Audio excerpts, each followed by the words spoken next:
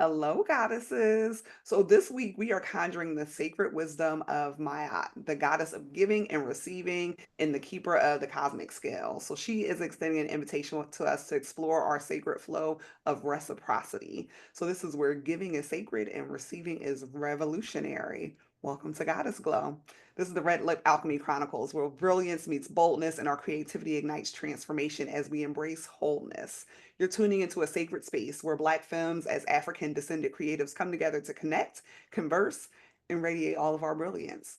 This podcast honors the divine power within us, weaving African diasporatic practices, indigenous traditions, ancestral veneration, and restorative rituals into a tapestry of personal and communal alchemy. Through bold storytelling, spiritual exploration, and collective wisdom, we celebrate the red lip as a symbol of rebellion, beauty, and sacred sisterhood. So keep listening, like, comment, and follow as you join us on this journey to celebrate our power, honor our ancestors, and glow unapologetically. Black heart, three magical stars, red lip. All right, before we get started and jump into this week's goddess, you want to do a quick check-in? How's everybody feeling this week? Feeling good. It's been a busy week. I know we all like you. Who's gonna say? Who's gonna go first?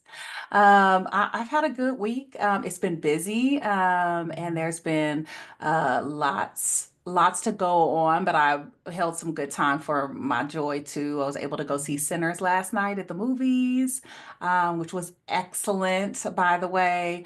I'm looking forward to this weekend, but the weekend before was Michael B. also, Jordan, if you're interested in joining us on our podcast to talk about sinners, I can listen. extend that invitation to And you. there was duality in that as well, without giving out away anything. But as most people already know, they're twins. So yeah, it was a great movie, and I had a great week. What about you, Professor K? I also had a great week. I did not see Sinners yet, but I am planning on seeing it. I had a good week. I started out doing a brunch with the Spelman alumni group here in Savannah. That was nice. And then we launched our lipstick fundraiser, which is super cute. So my red lip today is by Lip Revolt. And so we're doing a fundraiser for that for Spelman Sisters. So that has been very good and enjoyable. And I set a goal for 250 and I'm at $400. So like let's embrace it's very on theme for our giving and receiving theme for the week.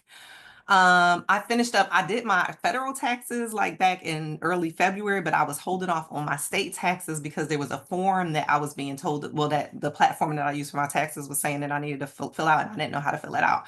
And I kept meaning to get to it. And then I looked up and it was April 15th. So I was like, oh, let me see if I can figure this out. So I called in for some support on it. And so I got a fabulous Black woman support person. Yes. And so she was like, well, let me take a look. So she like looked at all my stuff, and then she looked at the form, and she looked at all my stuff, and she was like, you actually don't need this form. Like it's not required for what you're doing, which was amazing because then all I had to do was like, submit the taxes. So shout out to Black women for saving the day and helping us out always.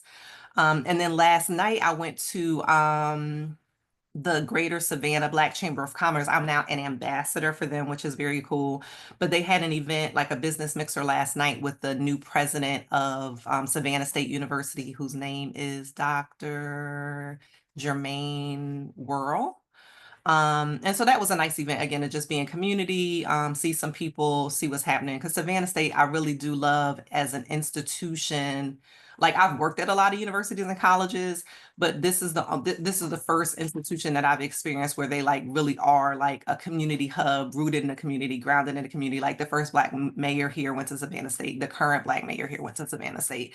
So it really is like an institution that's for a university that's for the people. So I appreciate that. So it's nice to meet the new president and hear kind of his agenda and pillars for how he wants to move forward. So that was a great event as well.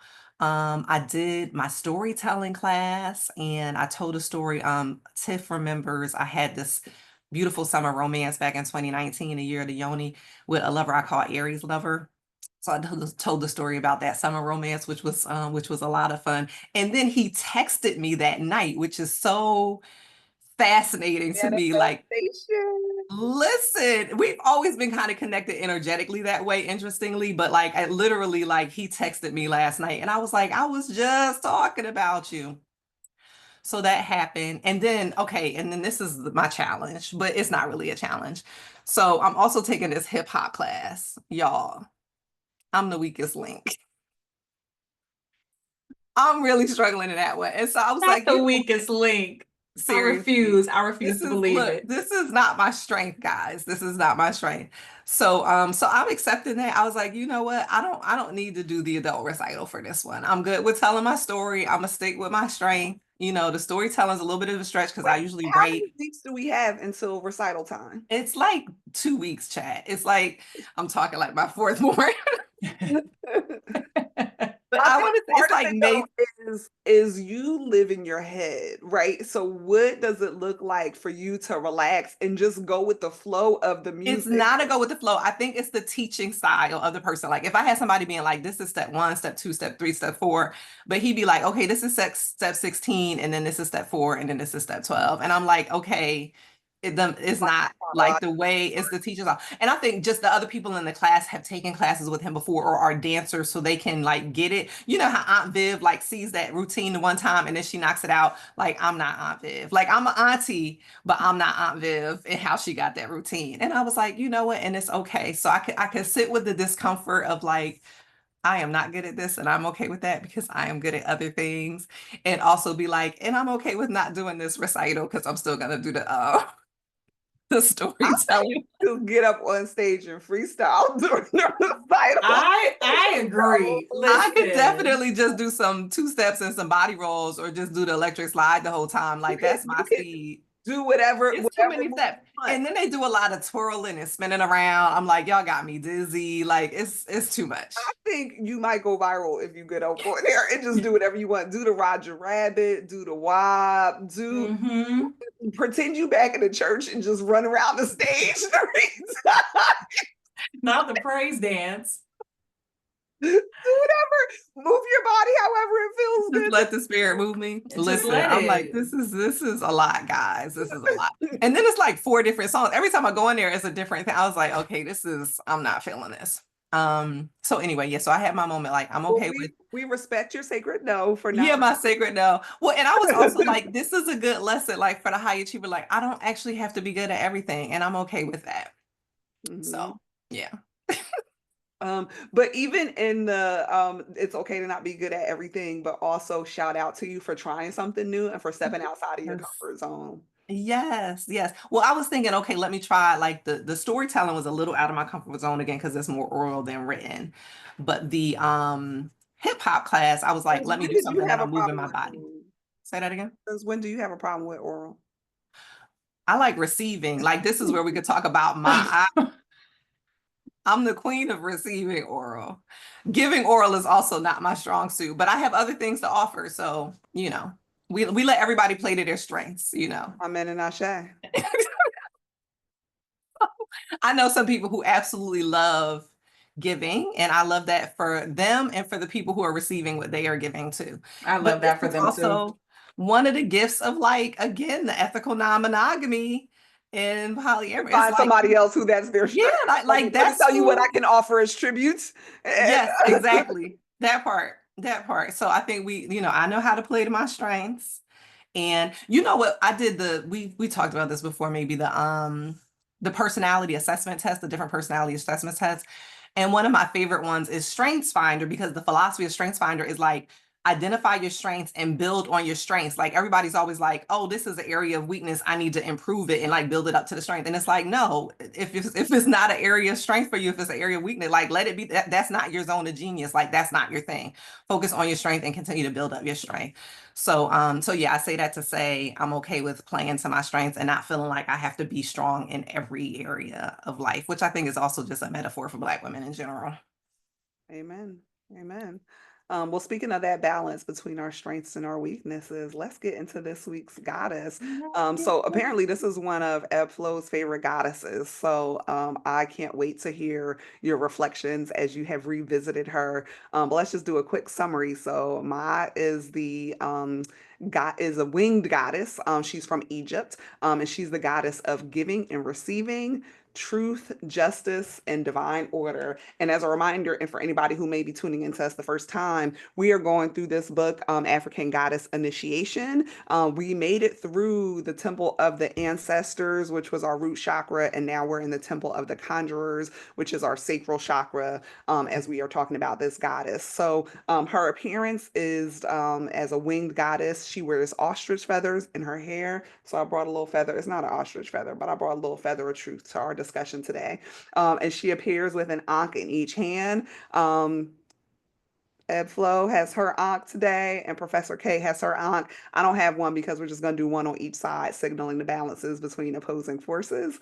But her colors are black and white, and we have all, without even talking to each other about it, shown up in our black and white today. And her affirmation is, I give easily and freely, and I receive freely and easily. So just a bit more about this week's goddess. She is what I liked about this. She's both a person and a principle. So Mayat is the goddess of balance, the principle of justice, and the embodiment of divine truth. So when I was reading about her, I was thinking her as like the OG Lady Liberty with her balancing scales. She's the daughter of the sun god Ra, and her name means order.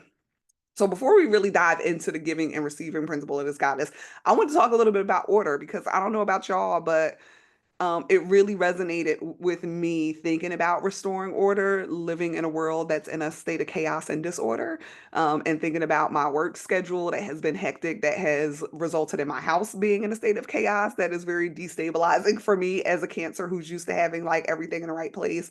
And the home is such a core part of me and who I am.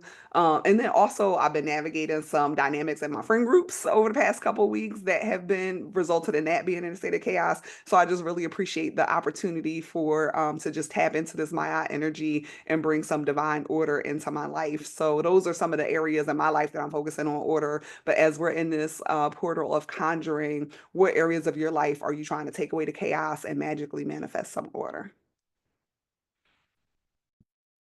I'll start because this also gave me some good reflection on order as well. And I think same as you, Tiff, the work has become really chaotic. And so last week when we pulled the card on miracles, I one of my miracles that I when the card said like just hold some time and ask for your miracle. So I asked for rest, and I will say first and foremost that I slept almost. I'm almost sent y'all a picture because I woke up. I was able to sleep in. Then I woke up and I laid in bed. I read. My husband brought me coffee. We just stayed in bed and read, and then I fell back asleep. Then we got up, grabbed our wine shipments from Amador, came back, and then slept again. And so I was like, I asked for this miracle of rest, and then I realized after having that full day of rest that I needed to request that miracle more and bring more balance back into my life, that I couldn't just catch up on all of the sleep I needed or any of the rest that I've been dreaming about in one day, but that I really needed to draw back and figure out what I'm letting go of. And same as you, Tiff, the house. I had got a new sectional in my kitchen, a new table. Which is so And sexy. I can't wait it's to sit on it. so sexy. It's so sexy. But I'm excited about it, and I'm ready to like, all the things that were in the kitchen before, where now that's taking up space, are now in the middle of my living room, and I'm ready to put all of those things back. And I enjoy those things, but I just haven't been able to sit with it and enjoy it because of the travel and everything with work. And so I am looking to restore balance back into my home, and then of course find some more into my work life as well.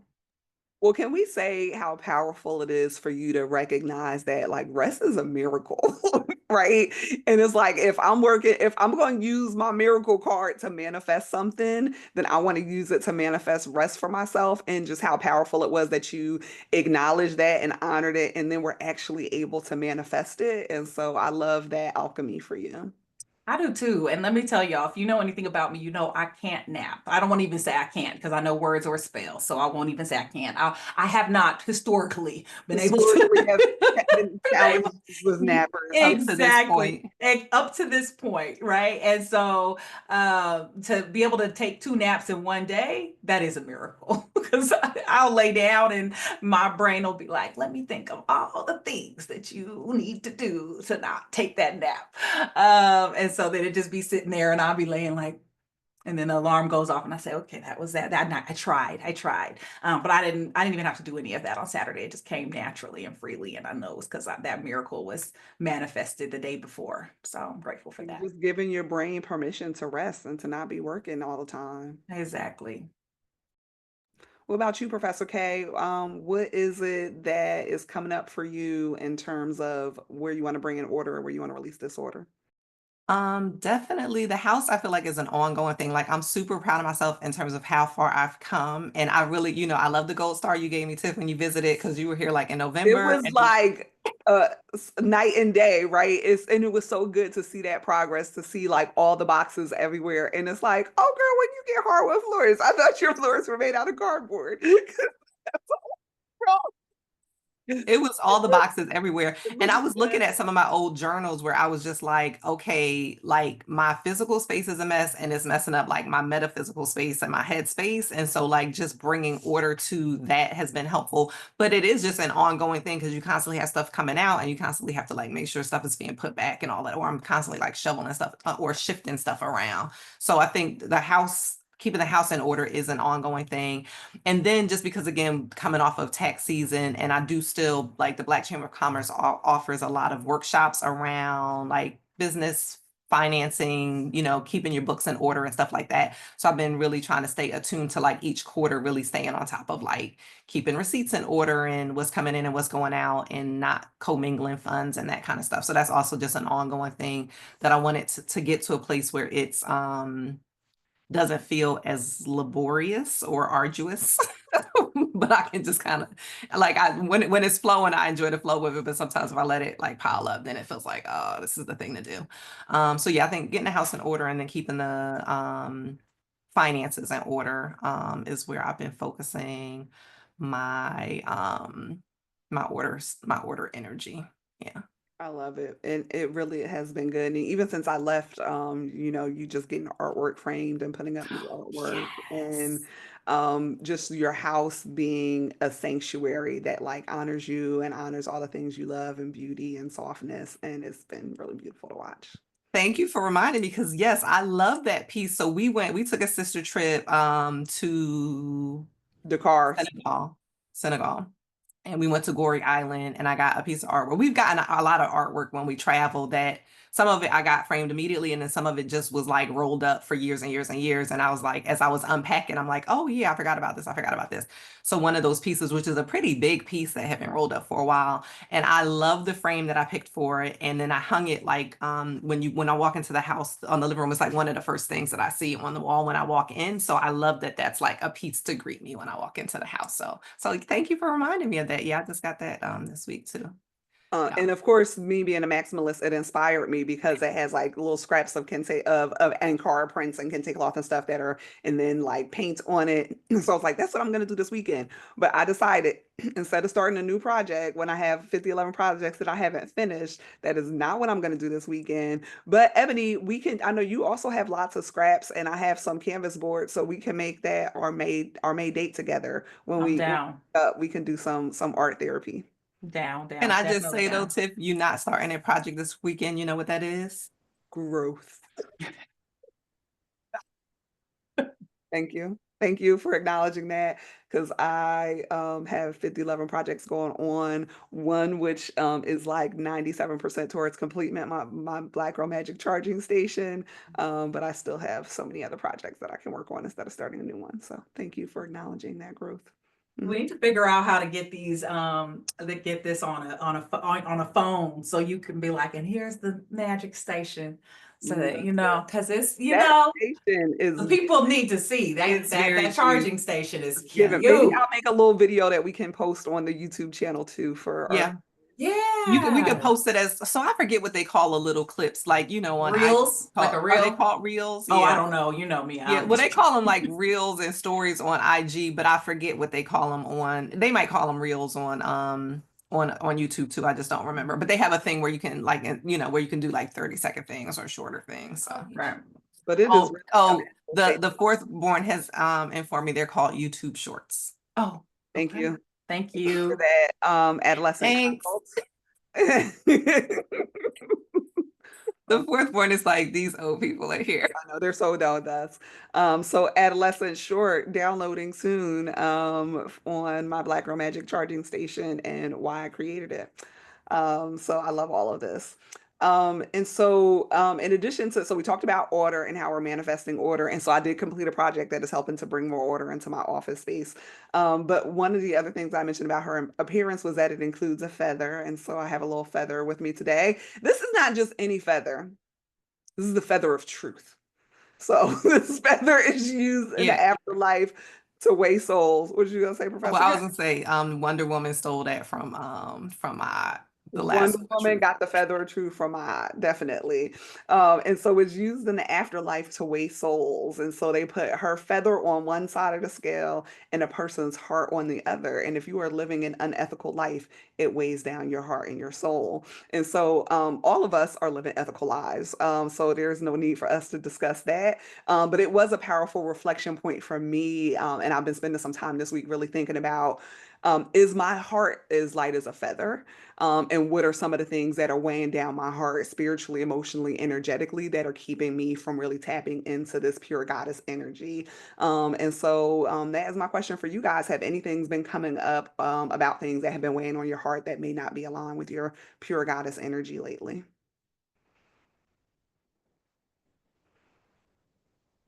Okay, I'll go first this one.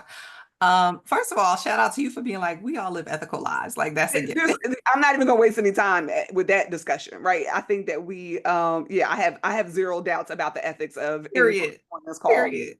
Period. I really love the description of the of our soul being in our heart, because I think oftentimes we think of the soul as like not even as the spirit, but as this spiritual, again, metaphysical thing, not necessarily connected to the heart. So I love the description of the soul being in the heart. In terms of things weighing down my heart, I've been having some interesting dreams lately with stuff from the past that I'm like, stuff that you're like, okay, I've processed this. But I know there's been all kind of like astrological stuff going on. So I've been paying attention to stuff that has been kind of coming back up for me and seeing where I can continue to just like release that kind of stuff. And then something else that I've been reflecting on is, while I consider myself, generally speaking, like an optimistic-ish person, right?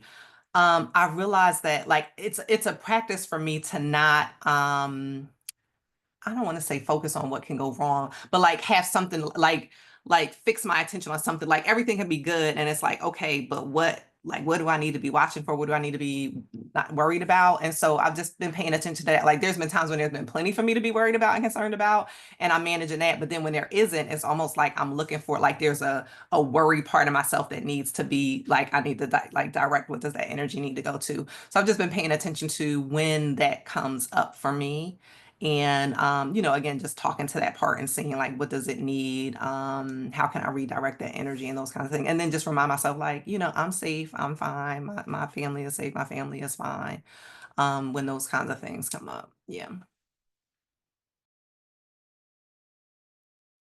I think for me, community is something that continues to weigh heavy on me, and more so because of some of the roles that I have like nationally with the fellow program that I support, and folks just really feeling just drained and hopeless, and so they often are like, you're the beacon of light. What do you think? And so I want to be able to give them the right messaging, but the right messaging is my right messaging. Like it's something that holds me. Like I'm like, okay, we see everything that's happening. This is nothing new, right? Like this is right. Like some of this is things that we've either navigated before or our ancestors have, and it's deep in our DNA to find ways to, seek restoration and balance.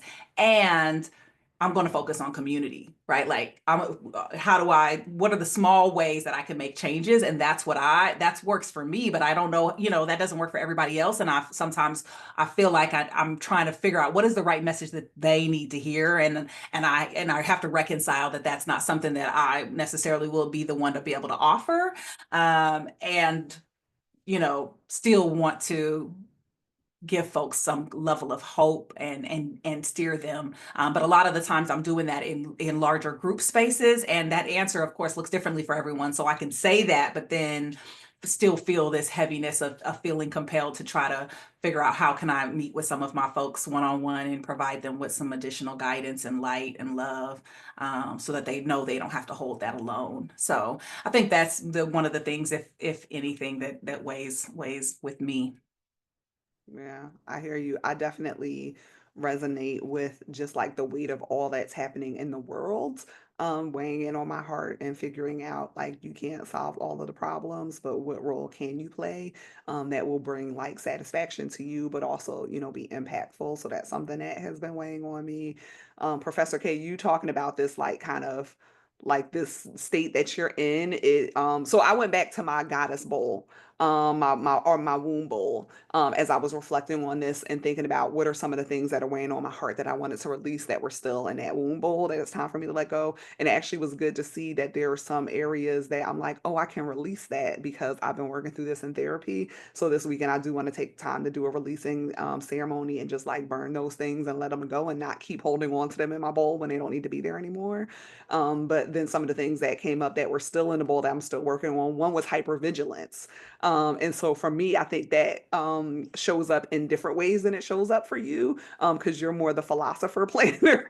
But for me, it creates like a guardedness and so just focusing on the mantra of I know I am safe and protected. So that certainly resonates with me. I have a whole long list, and we don't have time to go through all of the things that are on my heart. But I'll say one of the other things that came up for me, and I was talking to Professor K about this the other day, was that I still hold on to and kind of carry in my heart the pain and trauma from my ancestors, in their sexual assaults and their, domestic violence and murder and all of those other things that I carry on. And so I've just been reminding myself that those are not my burdens to carry, and that the best way that I can honor them in the life that they're in the afterlife so that they can release that is by me also releasing it.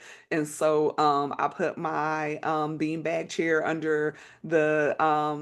the portrait of OG Catherine Bell and just sat some time there with her, and just like let me leave these things that aren't mine to carry here. And so I don't know if I've completely released it, but that's one of the things that I've been working on of like what's been weighing on my heart and how I can start to let that go. Hmm. I love that. And I will follow your lead and release some of the things in my bowl. I think we were just talking a couple of weeks ago that I'm so grateful for the womb bowl. And when I revisit and I open it up, I'm like, done. I open up another one, done, but I do put them back in the bowl. Part of it is because I put them back in so To I can remind open it up yourself and of be all like, you've done and be like, nailed it. exactly. Oh, look at another one done. And so that is gratifying, but also there is a beautiful practice of release and then expressing gratitude for what's been healed, what's been what chapters can be either closed or and we can move forward. So I'm gonna do the same this weekend. Let some of them go. Love that. Well, I love where you were earlier, Ebony, talking about like this, recognizing this is what works for me in terms of like finding hope or connection and through community, but what works for you does not necessarily work for everybody else. And I appreciate your desire to help support people find what works for them, but then sometimes people need to figure out like everybody does kind of need to figure out what works for them. I remember when I was still teaching grad students, a lot of times and I taught a lot of like Black feminism, Africana philosophy stuff. And they were always looking for like the answer, like, well, what's the answer? What are we supposed to do? And I'm like, this person, like Audre Lorde, for example, that's the last grad seminar that I taught.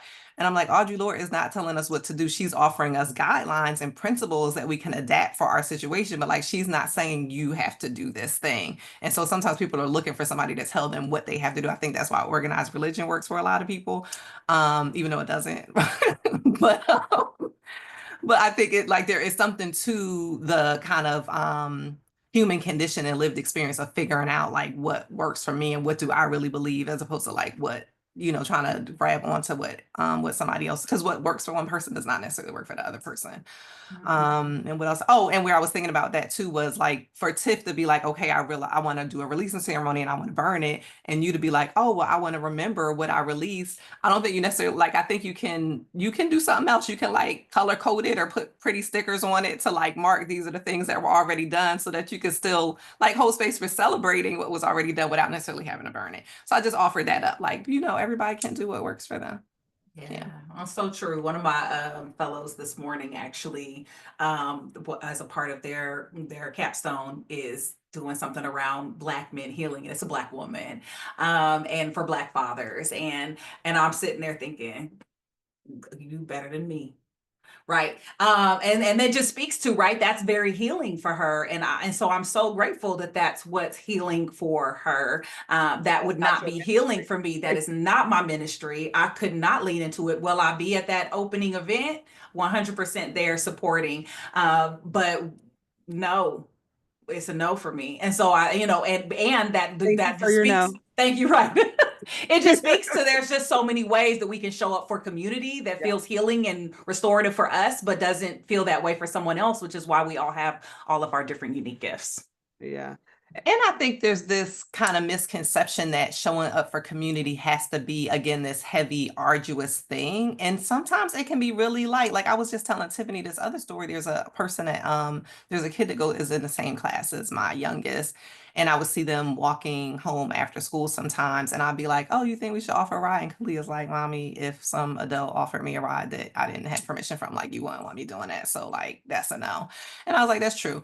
But the kid's mom, like I know I frequent a place where the kid's mom works. So I just went to the place and I was like, listen, I see your child walking home sometimes. I'm picking up my child anyway. So if you're okay with it, I'm happy to give your kid a ride. Like it's not a big deal it's not, I'm not going out of my way because I have to do it anyway. And she was just so like, she had so much gratitude. It was just like, oh my goodness, like it was a big deal for her. It was like a thing that she needed that she probably would not have asked for. But it's not like me going out of my way, burdening myself, like stressing myself out to do a thing. It's like a thing that is a light lift for me. And that also is community, right? And so like even going back to where we started, joking a little bit, like if giving oral is not your ministry, then you don't need to give oral. There are people who want to do that. For me, giving a ride to another kid who's literally on the same path that my kid is on is not a heavy lift, but made a big difference for that mom. So I want to just, we can give ourselves permission to do the thing that is more easeful instead of the thing that feels like, you got to take the world on your shoulders to be in community. I really appreciate that invitation because, that's one of the things that I've been kind of navigating with my friend group is that they have a definition of what community looks like and what wellness looks like. And that definition does not always line up with the definition for me for what I want my community to look like and for what my wellness journey is. And so I've been navigating that pressure of, trying to be open to feedback and open to criticism, but also leaning into trusting myself and trusting that just because this works for you and it's aligned for you doesn't mean that it's aligned for me. And that does not make you wrong or me wrong. It just means that like we're on different wavelengths right now. And so like how do I honor that? And making my heart lighter by like honoring my inner knowing and trusting my intuition and not allowing other people to tell me that I'm wrong when I know it doesn't align for me. Hmm. Yeah. That part. Well, I feel like that has been a consistent theme for us every single week, talking about like what is our Mhm. sacred yes, what is our sacred no, what feels aligned for us, how do we trust ourselves, how do we trust our intuition, and how do we not engage in this like it's one thing to feel abandoned by somebody else, but that's another thing when we abandon ourselves, when we know what feels good and right for ourselves versus what other people are telling us should feel good and should feel right.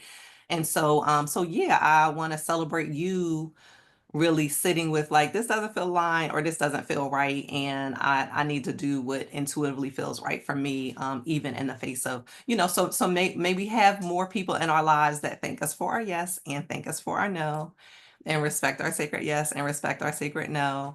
But I'm glad that this is like a theme that we've been talking about for a while. So it's kind of like we can build, we can continue to build that muscle together of not feeling like we have to override our no or override our intuition because somebody else wants us to. Because like, no. And I don't trust people who think they know what's better for me than I know for myself. I know that's right. But I also appreciate as we're having this discussion of balance. So even as I've been navigating some of these challenges, I appreciate having other people who are like, "No, you're not crazy," and who are who are affirming me. And so I appreciate you both have been in that space. And my therapist, I'm like, "No, but like for real, like, can you give me some feedback?" And she's just like, "I'm so proud of you for honoring like what feels right and what feels aligned to you." And community starts with being in community with yourself. And if you can't be in community with yourself, then how are you going to be able to show up for others? So I appreciate that balance of people kind of affirming the choices that I've been making. That's great.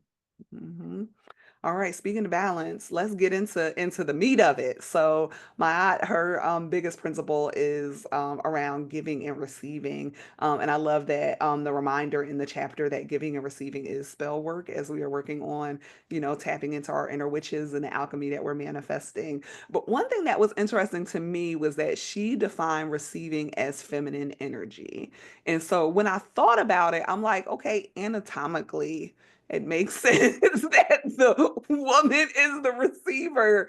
But when I thought about receiving, I never thought of that as feminine energy. And I think it's because when I think about the people who give the most to me in my life, and who give the most to our communities and who give the most to the world is Black women. So I didn't perceive, I perceived receiving as masculine energy because men are always taking and women are giving. And so it was a good invitation for me as we talked about these balances of our male and our female, for really think about receiving as a feminine energy. So what about y'all? Professor K was nodding her head like, yep, yeah, receiving is feminine energy. I'm very good at on in the divine feminine of receiving. But it's even in the language you just used, though. I want to come back to the language you just used because you're like, okay, like when we think about the language just being used in this chapter of the reciprocity of giving and receiving, like whenever we're giving, we are also receiving because that's an energetic kind of thing. And then when you switch to men, you were like, well, because men are always Yeah. taking. And hmm I think giving and receiving and receiving and taking are different Different energies. things. Yeah. Yep. And Yeah. and that is one of the things that I've been working through is this association of receiving with taking and extracting that I need to reframe for myself. Yeah, because when I read it, I definitely read it as that receiving is something sometimes hard for me to do, right? Like even something as simple as like receiving like last was it, well, I don't even know if it was last week. It was a couple of weeks ago. Me and Tiffany were in San Francisco. We were working all day and she's like, eat your lunch. It's time to eat your lunch. It's hard for me to even receive that message, right? Like because I think I operate sometimes more on the masculine and I'm not upset by that at all.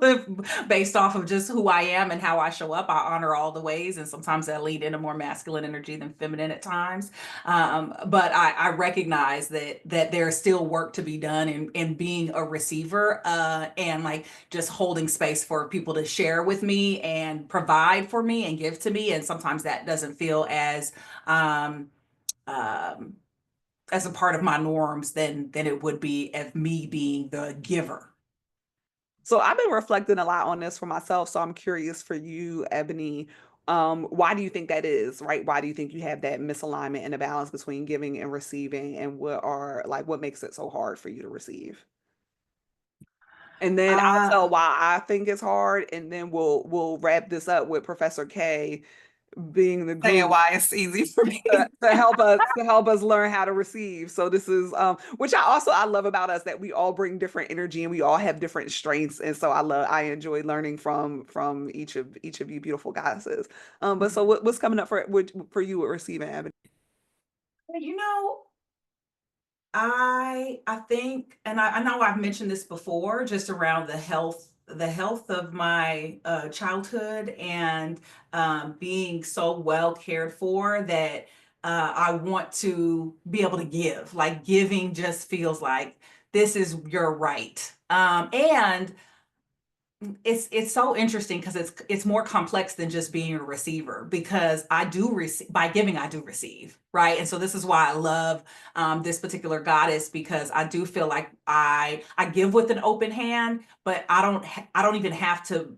My receiving comes naturally, like it just flows effortlessly for me. My Oh, cup ebb flow. my cup stays full. Like, if it's, even if when it's depleted, it's full. I can't even really fully describe all of it, like, clearly, because it's something that is, I think, so energetic and spiritual in my life that it's just present. And so so there's that piece, right? That just is this natural flow for me. And then there's the piece of, do you want this? And I'll be like, no, no, no, it's okay. Give it to somebody else. And I think that's the part, right? Like, if, for example, just this last Saturday, my husband said, can I get you a coffee? And I was like, no, I'll get it myself. Now he makes me coffee every day. So this was a conversation we needed to have. And it was more so, why the hell are you asking me if I want a coffee if you know my answer is always yes? Did you just want to hear yes? Are you needing to be validated or affirmed in some way? You're doing a great job. Is that what you're looking for? Because just bring me the damn coffee. If you ask me, I'm gonna just say no. I'll do it myself, Oh, right? that is so interesting. You're like, if you ask me what I need, then it feels like you don't want to just do it, and so I'm just gonna do it myself. Versus if you just do it, you'll receive it. But if somebody I know. asks you, then that's when you're like, you know what? Fuck it, I'm gonna just do it myself. It's toxic. It's probably toxic. Maybe someone else might weigh Is in it and tell if me. anybody asks you or if he asks you in particular? It's probably like, if anyone's like, do you need the, like, do you want me to get this? Like, and you may not know it, I'll probably just be like, no, it's okay, I got it. Unless Versus if it's, you just do it, if somebody just gets it for you and gives it to you, you'll take it. But if they mm-hmm, ask you, you're like, mm-mm. I'll get it. That's okay. Now, is that because you feel like you anticipate other people's needs and you just meet them without asking about it, and so you expect people to do that for you? Probably, Okay. probably, probably. But anyways, enough of my therapy session. What about you? But I love that invitation to Mm. explore that, right? And as Mhm. we are activating all of the chakras, right? Like what does it look like to not only receive, but to like use your throat chakra to articulate your needs and express your needs Yes, into so so it's definitely something. Um, yes. well, if you want to back to my therapy, I have a This is also on my bottles. It's inviting others to do something for me. So, also Black owned Sun Goddess Prosecco Rosé. I know we're not doing any ads or anything, but I know, but it the is sun really god great. is her dad, so you Exactly. have to Exactly. with this. I love this. I love Yes. this. So I have about a 12-point list of the challenges that I have We receiving. got time. We got You got time. time? Okay. All right. So here's my 12-point list. Well, I just made up the number 12. We'll see where I actually get. But number one, I don't want to be a burden to others, particularly when most of my friends are women and they're already doing so much, and receiving feels like extracting labor for others. And so I appreciate this reframe from Professor K of like there's a difference between taking and extracting and a difference between receiving. And so I'm going to work on leaning into that. Point number two, I had an expectation for most people to disappoint me and let me down. So if I keep my expectations low and don't ask anybody for anything, then they'll never be able to disappoint me. Point number three, false narratives around being deserving and worthy of help and receiving. And that's actually something that I've been working through with therapy. And that was one of the things that I've been like releasing, like that feeling that like you're not worthy. And so I'm feeling good about that. But that has historically been one of the reasons why it's hard for me to receive. Point number four, hyper independence. I got this. And so like the all of the subpoints for that are receiving help creates a sense of vulnerability and it takes away control from me to allow somebody to help me and do things for me. So I'm working on some of my control issues. Receiving being a threat to my identity as a strong, independent Black woman. Receiving going to get some of the early lessons in childhood where I was told like don't accept a gift from a man because they'll always want something to return in return and never depend on a man to take care of you because they're always going to let you down, which was interesting because then once I was an adult it was like you need to marry rich and you need to marry a basketball player and you so but anyway, but it was already ingrained in me early not to accept things. The next point is equating accepting help to not being strong enough or capable of doing everything on my own and feeling like a failure when you need support. The next point, I don't even know what number we're up to now, but false narratives around Black people and laziness, and subconsciously feeling like receiving help reinforces some of those stereotypes. Then next is the grind culture and capitalism of like you just need to do, and give, and not receive. And then the next point is I think some of this might be related to you, Ebony, where sometimes I'm just overwhelmed. I don't even know where to start. So I don't know what I need. And so having people in your life that you don't even have to ask for it, like they just do it and they give it, is something that's helpful. And then lastly, I talked about just some of the inner child work, because there were just so many adults in my family who were not reliable. Although, like I had a, wonderful mom who was reliable, but there were so many adults who weren't reliable. So there's a younger version of me who felt like I had to be strong and I had to grow up early and I had to protect myself when the adults in my life didn't always know how to do so. And so part of the receiving is reminding my inner child that she is safe and that she can be supportive. So how's that sound for therapy for the week, Ebony? Damn. That was Okay. all on point. Did I I, clock my T? Did I clock my I T? you Did I miss clocked anything, ladies? you clocked my tea and your tea. Mm-hmm. About 50% of those on the list for sure. Yeah. Yeah, so I've Hmm. been doing a lot of reflecting on that and like how do we change those narratives. So speaking of changing the narratives, we've got a master receiver in the group. Professor K, the Fin Dom. Please show us your ways and help us to balance our energy to receive more. Listen, first of all, yes, for clocking your own tea and sharing. Like, I always appreciate your willingness to like show up and really just put it all out there. Cause again, I think it will resonate with a lot of different people, not just the three of us, but other people who watch this. So gratitude to you for like really just so eloquently like spelling out. Like, these are the things that are coming up for me. So shout out to you for doing that. I'm thinking about this from a couple of different angles, like thinking about like, of course, we are sororal twins, sisters who, grew up in the same but different household. But I think about like our mother, I think she actually she operated in both of these, right? Like, she's somebody who certainly gave too much, especially when it came to familial obligations or even communal, obligations and things like that. But I think she also was pretty good at receiving in terms of like, again, the village that supported her in raising us, or people who would give gifts and stuff like that to her. Like, I remember one time when she was still working at the Board of Education, we were like leaving the board, going to her car or something. We ran into this woman, Black woman, who had on these really cute earrings, and Queenie Bee was like, "Oh, those are some fabulous earrings." And the woman like took the earrings out her ears and like gave them to Queenie Bee, right? Like, and she was able to receive that. But again, I think part of it is like, Black women show up in community in a certain kind of way, and people want to like pour back into them. When, I mean, sometimes people are just extractive, like especially like in church settings, I've seen a lot of extraction. But a lot of times I think there is like I think it's I'm hard pressed to find even a Black woman we think of as selfish is probably still giving quite a bit, even though we're framing her in selfish ways because she's, she said no to you once or something like that, right?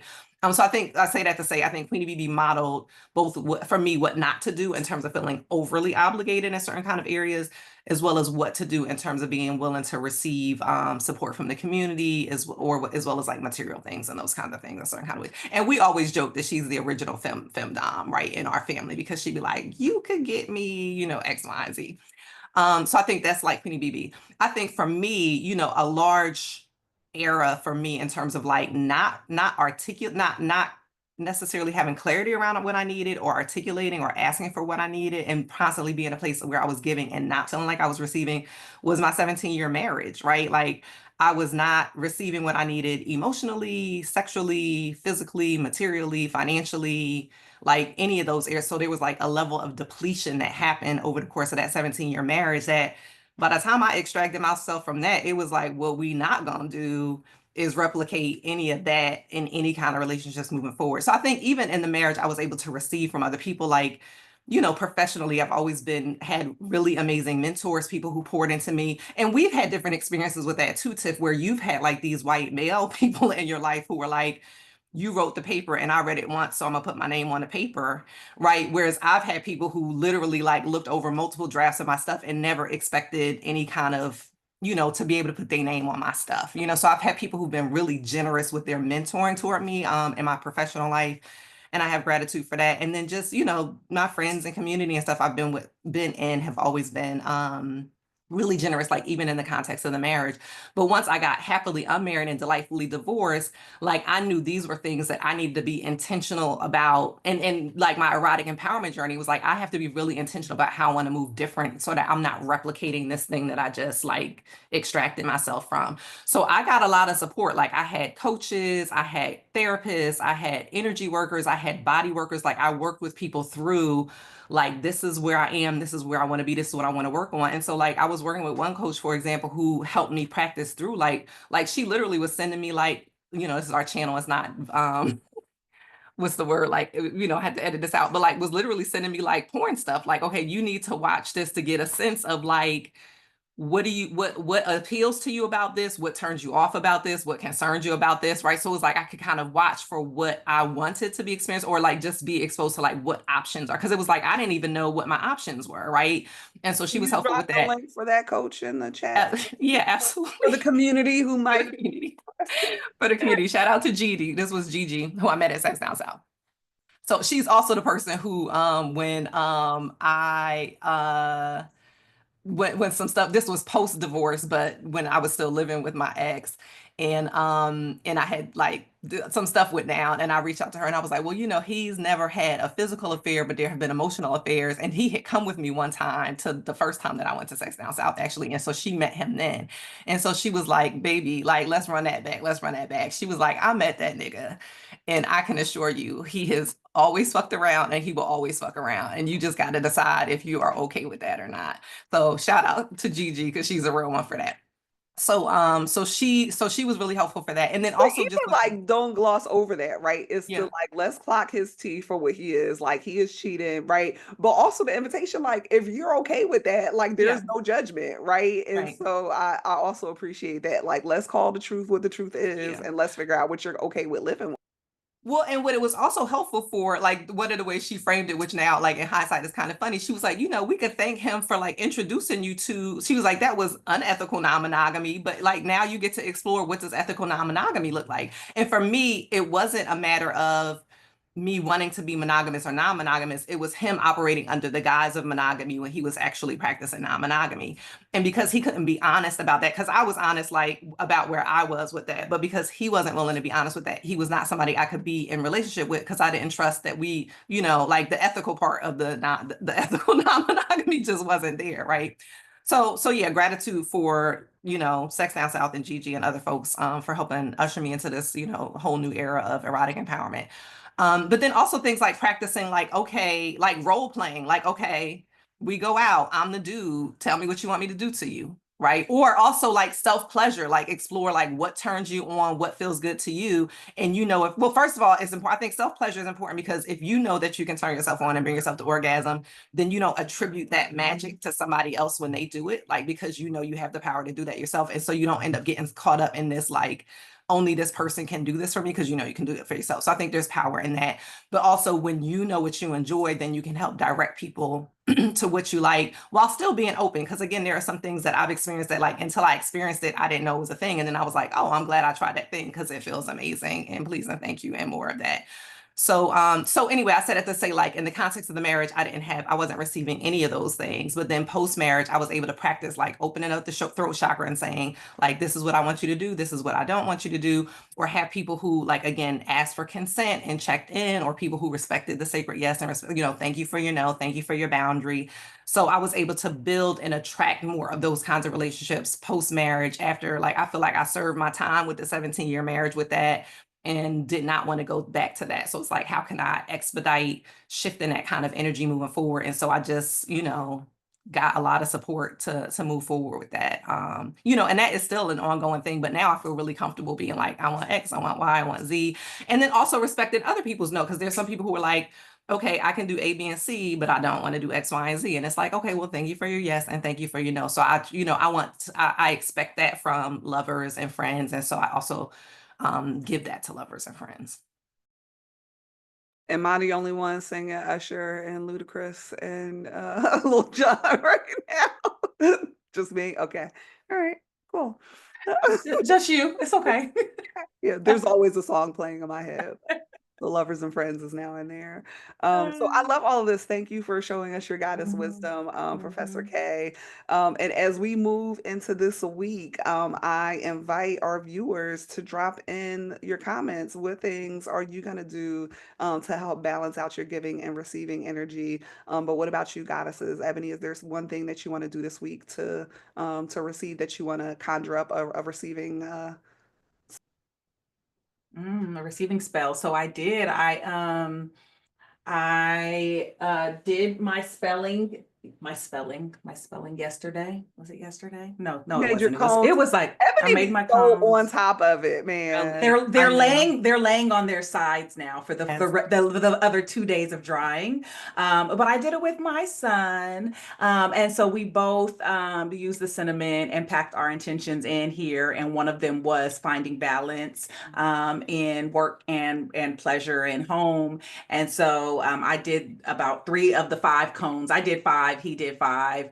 And so we were able to pack the intentions into there. So I plan to sit these upright after tomorrow and then hold some time with them when they are burning. So this was a part of the of my aunt's rituals, was to create the incense, and so it was really lovely being able to do that with my son and talk about my aunt. So he's been getting the goddess journey too, y'all. Like and Energy in his life too. So he needs it. Oh, 100%. He knows. He pulled the I think I might have mentioned that. Did I tell y'all he pulled the matriarch card this past week?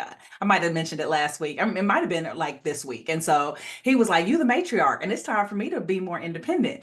And so I love seeing his learning go. And when we watched the movie last night, a little eggs, there is some references to some of the energy that we're bringing into this space in the movie. And so he was tapping me like, "Oh, you see that, they got a mojo bag." So it was really cute to see some of that come forward in this work too. I love that. Here's the sons being on a goddess journey. Hmm. I love that. So before, the next thing I want to talk about is the Declaration of Innocence. But I also want to, Ebony, before we get into that, are there any other Ma'at goddess pearls that you want to share with us as this being one of your primary goddesses?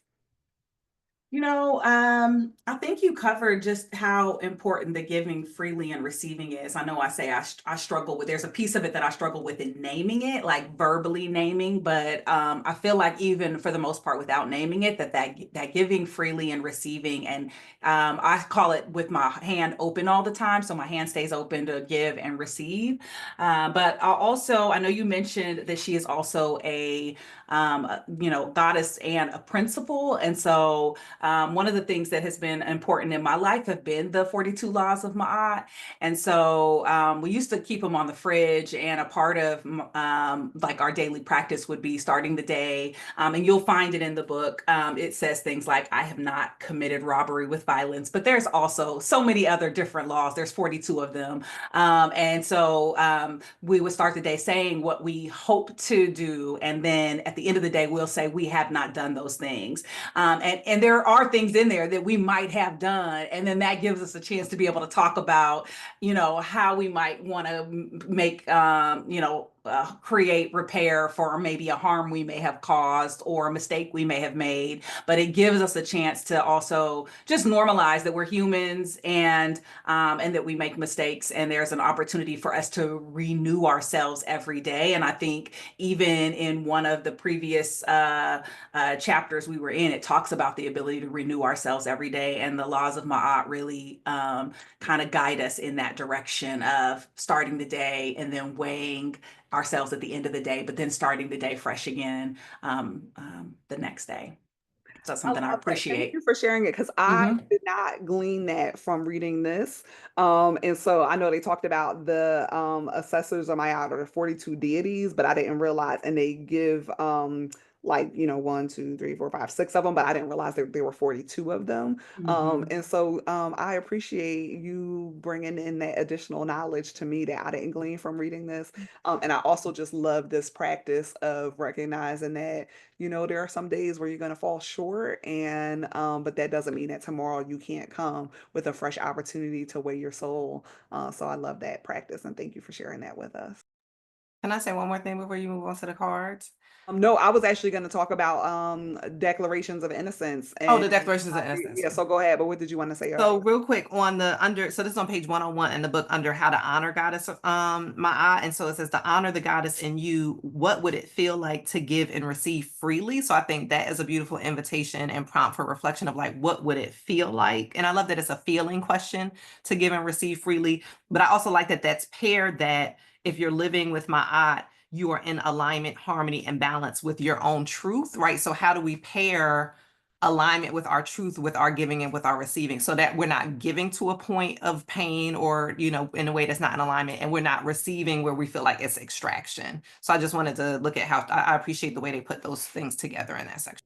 Yeah, I love that. And so we invite our listeners to reflect this week and share in the comments on what it would feel like for you to give and receive more freely. I love that.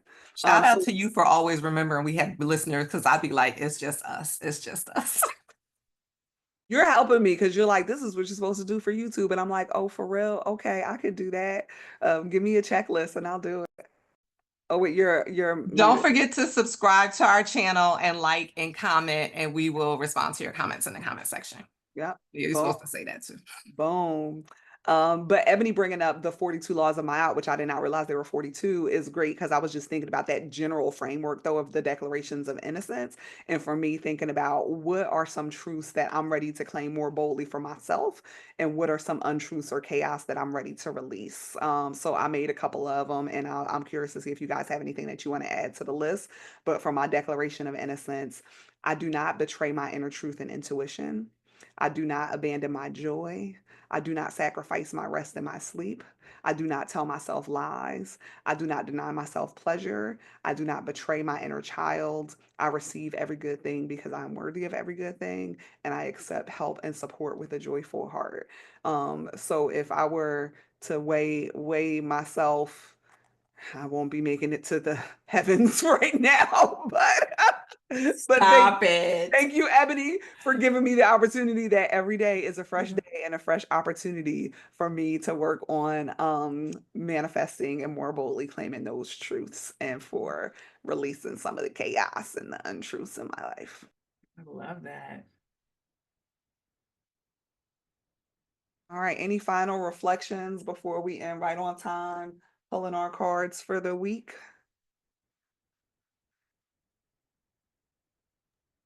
Greeting. No, no. Right.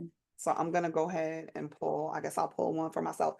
It's telling me to pull an ancestor card too. So I'm gonna pull one goddess card and one ancestor card as I do a pull for me and for the community.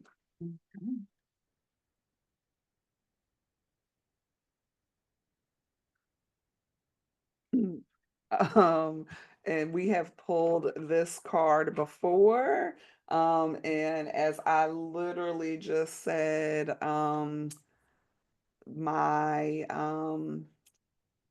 my declaration of innocence, that I will not betray myself and I will not abandon my child.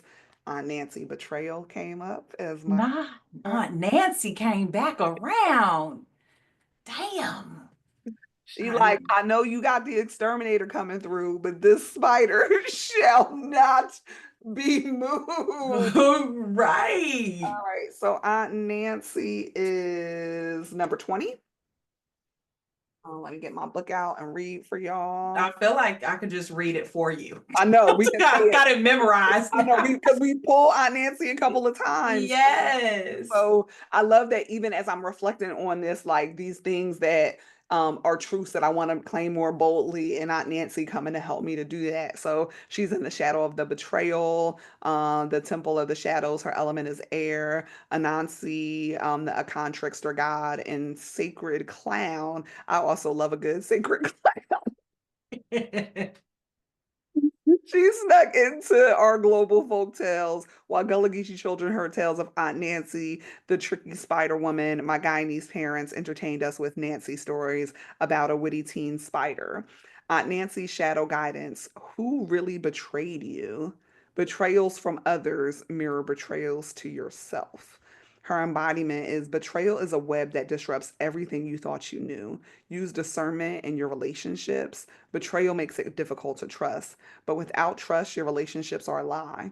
Trust that no matter what happens and no matter how long it takes, you will survive and thrive. The real question, how have you betrayed or abandoned yourself? And the goddess declaration is, I am willing to know the truth. And so this ties into my first goddess declaration. I do not betray my inner truth and intuition. And also, I do not tell myself lies. And when I think about lies, I think about lies being like the limiting beliefs that I tell myself, right? That are Mhm. lies to myself. And also, I do not betray my inner child. So I'm Nancy here to help me out on this journey so that I can get right when I weigh my heart against the feather. Mhm. Mhm. So that is my card, and then I'm gonna pull something that's telling me to pull from the Ancestors Oracle today. Um, so let's see what the ancestors have for us. Mm.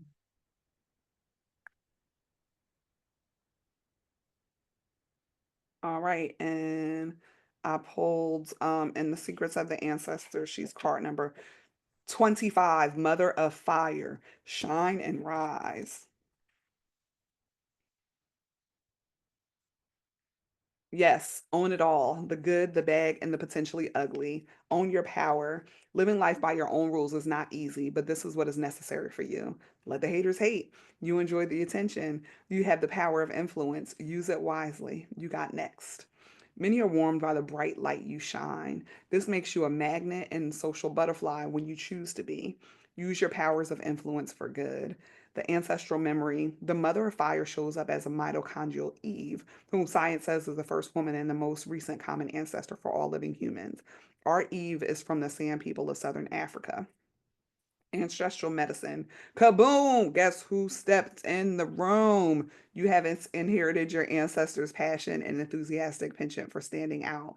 The shadow aspect. Beware of jealousy, deceit, and betrayal. Or are you the one being shady? Stop trying to preserve your image. Life is too short to be shallow. The tarot correspondence is to the Queen of Wands, and the declaration of this is my confidence is magnetic. All right, so to our community, it is time for us all to rise and shine like the mother of fire. I love that. I love the Mother of Fire. All right, I'll go. Do you have any other reflections on, or did you already share yours, Tiffany? Any other reflections from what you pulled? No, I love this because I am a bright light in the world. And so I love this reminder that it is time for me to just continue to shine and be in a magnet that will attract all the things that I want and need in the world. Mhm. And so I think that what resonates with me about this is thinking about the like Afro Maximalist magic journey and a reminder that it's time for me to shine and start sharing all of my amazingness with the rest of the world. So, I agree. I thought of you when you were reading that part. I was wondering if any of it resonated. mm, yep, Mm-hmm. it Mm-hmm. always clocks my tea. Mm-hmm. Mm-hmm. All right, I'll go. I pulled Oya. All right. This is She's my storms. that's my Orisha. I know, I know. 13. She's the goddess of storms, Yoruba, Nigeria. Temple is warriors, and the element is water. Wielding her powerful sword of truth, Oya is the Yoruba goddess of storms, wind, and lightning. Storms bring shift, rapid and uncontrollable change, and at times chaos. The winds of change are in motion. Into every life, a little rain must fall. Personal storms clear away the old. Sometimes change moves slowly, at other times, change is swift. The embodiment, what would you like to change? If you are not actively changing it, you are choosing it. Mm.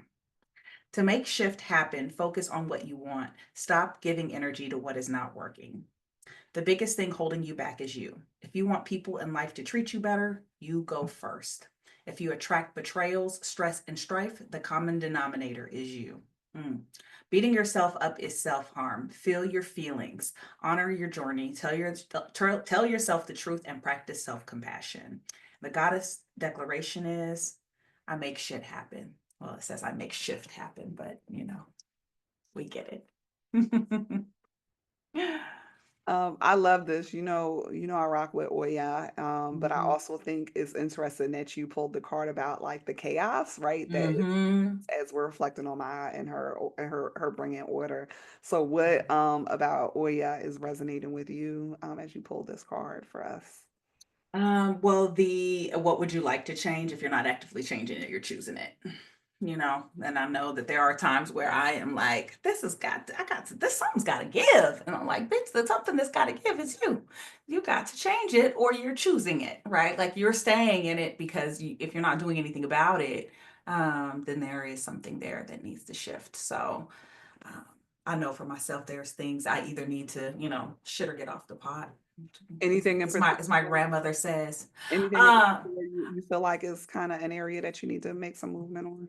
I think it is more so around the areas of work outside of the day-to-day work I'm doing now, and really holding the time for it. And I find myself just getting busy in the day-to-day and then being like, that'll just have to, I'll come back around to that next week. Maybe next week I'll have more time and next week I don't. And so then that means something has to come off of my current platter to make room for this. Or am I really not choosing it? And that's a real good question. Does it not bring or spark the joy that I'm looking for? Or am I not doing it because there's something that's fearful that's living in there that's not saying just pull the trigger and move forward on it? And I'm not sure which it is yet. So I've been in a lot of deep reflection around that. Are you just enjoying what you're doing now and you're just creating this other thing to do and you're beating yourself up for not doing it, but you really are okay with the day to day of what you're doing day? Because I do enjoy my day to day, right? And so I think it's just a matter of holding more deeper time for meditation and reflection around, am I not doing it because of fear, or am I not doing it because um Because it needs it's to come off the to-do list, and what was a mm-hmm. goal before doesn't And need to be a goal today. Yeah. exactly. I So love this. I love this. I also love this, like reflection on what am I willing to let go in order to make room for these things if I decide they're aligned. And that's one of the things that came up in the reading for this week as well, was that like energy isn't created or destroyed, like it's just transferred. And so are there areas where you're putting more energy that you're willing to transfer into other places? Or are you like, nope, my energy is right where it needs to be right now? yeah. Mhm. Love it. All right, Professor K, Queen Manifester of Receiving. What you got for us today? Girl, Stop it. not double Aunt Nancy from the sisters. Only one that gets double. Me and Ebony have doubled up before, and me and you have doubled up. So like the universe be like, bitch, like you Listen. a double dose, and not her being the black and white card too, matching us today. Like, oh my gosh, Aunt Nancy. Okay, okay. We get it. We get it. She's like, Ooh, Listen, so I what mean, I think, you got? and we kind of started here as well though, but like the ending point where it says the real question, how have you betrayed or abandoned yourself? Because we were talking about that earlier on. And then I think this, I wanted to I'm trying to think of like, okay, how is this coming up for me? And I think it does go back to like, again, the ex and the marriage and these dreams that I've been having, right? So one of the dreams was like, so I have this writing group, Live Bellevue Writers, we do stuff on Zoom. And so like in one of the dreams, he's like coming behind me and like grabbing on my shoulder. And I'm like telling him to get off me and trying to say get off me. But it's like my throat chakra is closed. Like I can't articulate. Like you ever have a dream where you're trying to scream and you can't? So there was like some throat chakra stuff. And I think, again, this goes back to non-consensual experiences that I've had. So I think that's like, I'm still, I don't know, there's still something to process there.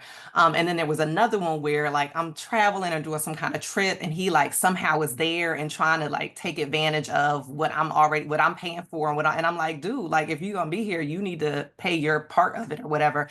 So I think there may just be resentment still from the marriage that are bubbling back up for me, even though this is not somebody that's present in my life right now. And thinking through, like, again, how do I release those resentments? And also, how do I continue to be intentional about only doing what I want to do and not doing what I don't want to do? So, yeah.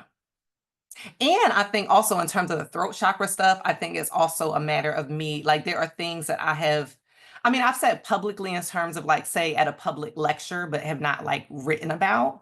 And so I'm wondering if part of it is like these are some things that I need to be more vocal about instead of like behind closed doors, hush hush about.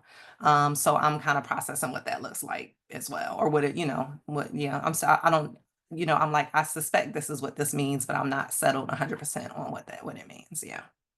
Well, I love that Aunt Nancy will be sitting with you all week, helping you to continue to reflect on this.